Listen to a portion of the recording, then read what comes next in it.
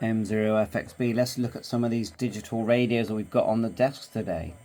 In the background, we've got the Yaesu Ftm500, VHF, UHF, airband, you can see that. C4FM on this hotspot here today. That's the one we're using. On the left-hand side, we've got the Hongkaide D9100, and this is VHF, UHF, DMR, which is very unusual because it looks like an Icon D-Star radio, but no, you're seeing DMR. The other neat thing we've got is the BE1 microphone, which is this one here that pairs with the Hongkaide. They're about £40.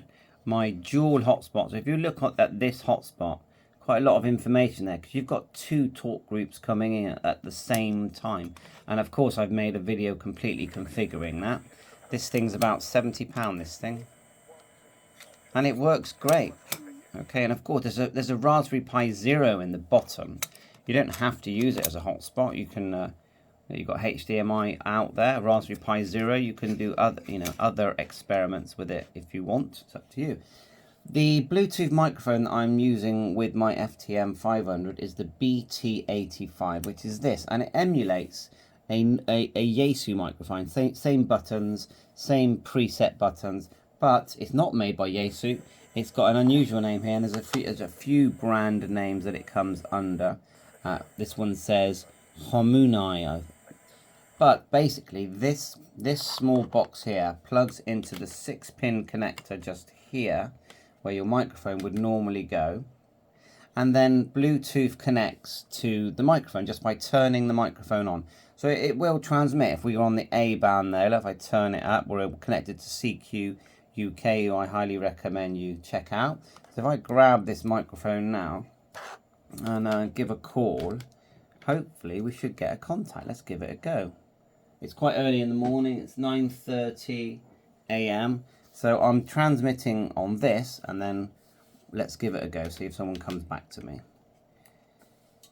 M0FXB calling for a contact. Mike 0 Fox X-ray Bravo calling for a contact. And you'll see that in the background, my little hotspot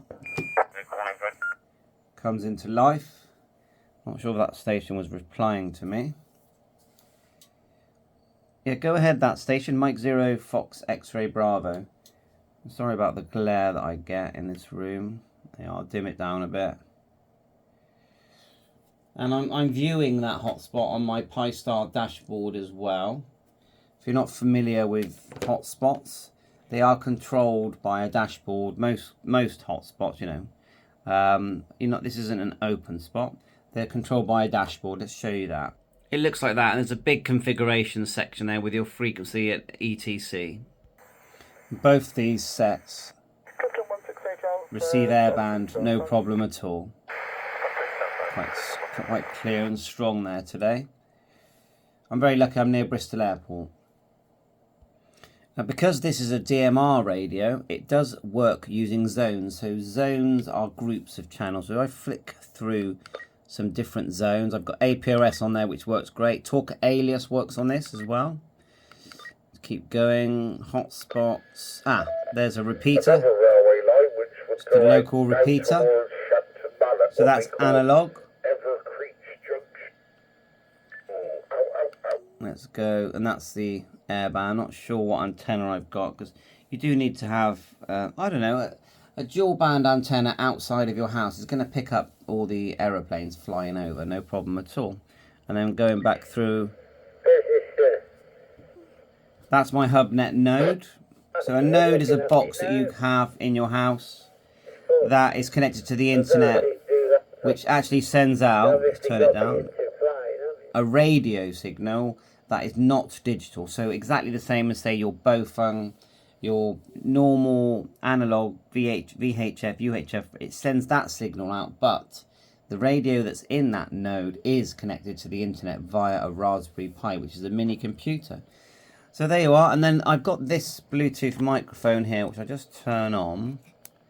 I've not really had much time to test it, which should automatically pair to the Hongkaide DM9100. Because it's on our doorstep. It has paired. Quite often at the weekends as well, do see the old Spitfires fly. You can see it's got the full keypad. It's working. It doesn't sound great. To go on a Spitfire where the other mic is not a speaker one. It's not cheap, mate. It's about £3,000 or £4,000.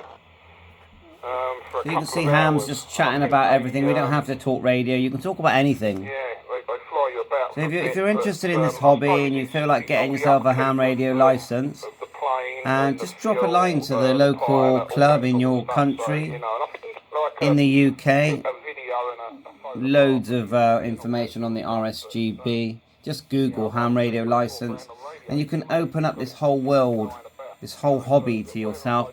These hotspots, you do need a ham radio license to use these hotspots and to transmit on these radios. There's D9100, and you've got actually a dashboard there showing contacts. Talking, you can hear the air banding coming at the bottom there. So you can sit there with your gadgets and just have fun and talk and make lots of friends. This thing is fantastic, and the reason I think the Hongkaide is so fantastic because this is an all-in-one unit. Yeah, you've got the antenna, the power, everything all in one. This is a 30-watt radio. Yeah, and it's dual band, dual receive. You know, simultaneous receive.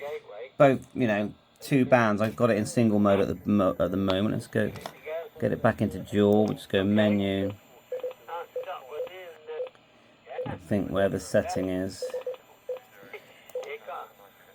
Usually I set a shortcut. Look at that. Oh yeah, I forgot it's actually got GPS. So many shortcut buttons on this. I'm just pushing everything. It does do dual on both halves. It's also programmable completely by its USB connector just here. There's no battery in this. But yeah, completely programmable. I'm just reading it now. I'm going to set a couple of shortcut button for the split screen. That's the software. Reading the radio. Alright, so I told it on the P1 to choose between. I've got to wait for someone to stop speaking. Hold down. Ta-da! Obviously it's a lot smaller. But yeah, it's all there. All the names, the memories. It's all there. I think I prefer it single. And even if you hold down P6, you've actually got record. Look at all these functions they've crammed in this radio. Brief press, and you can actually listen to your radio. There you go. Favourite radio. Now, of course, the Ftm500 is packed with features. Hold down the function here. And look at all these menus. There's about 100. APRS, Bluetooth, GPS. Let's go right to the top. Display. I like display mode because, let's do that again, hold it down. Select and then go to GPS. Select that. Oh, we haven't got any GPS lock. But when there is a GPS lock, all your satellites show up. You've still got A and B band to listen to. I just noticed that because I was on the APRS channel. Because I was on APRS, it started transmitting APRS.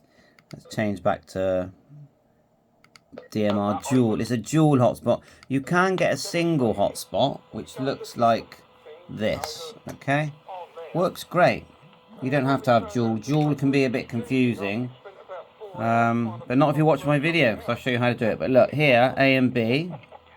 So even though you're doing GPS, you could be doing APRS.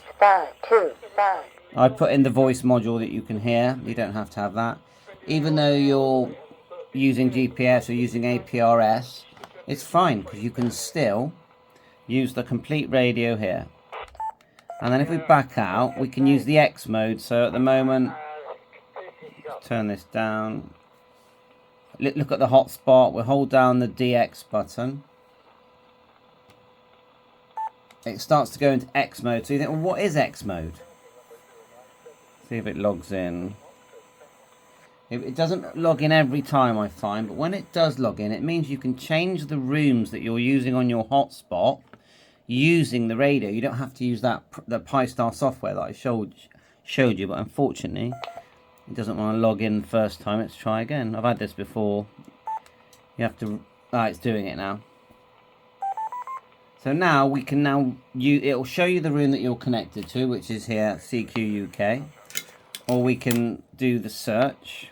And if we scroll, just push it actually, push this button here.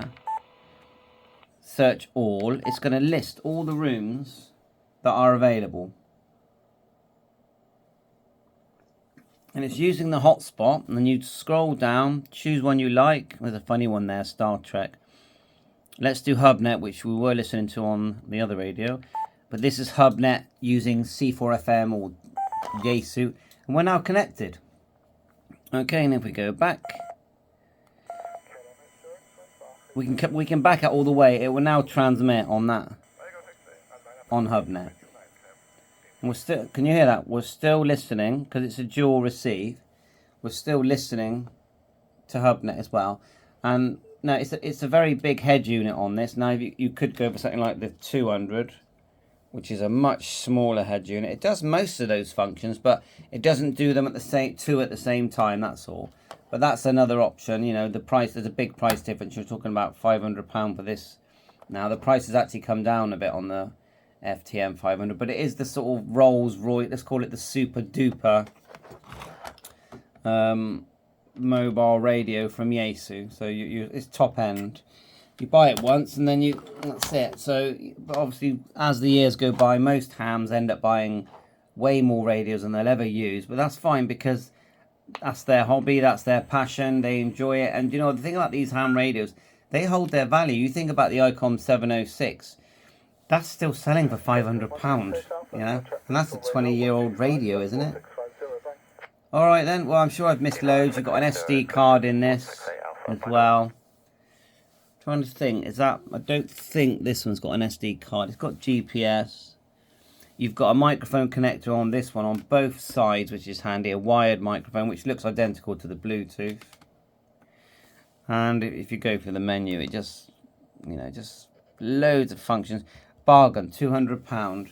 And so thanks for watching my channel. I thought I'd show you a load of these gadgets, Bluetooth gadgets that we've got here in the shack.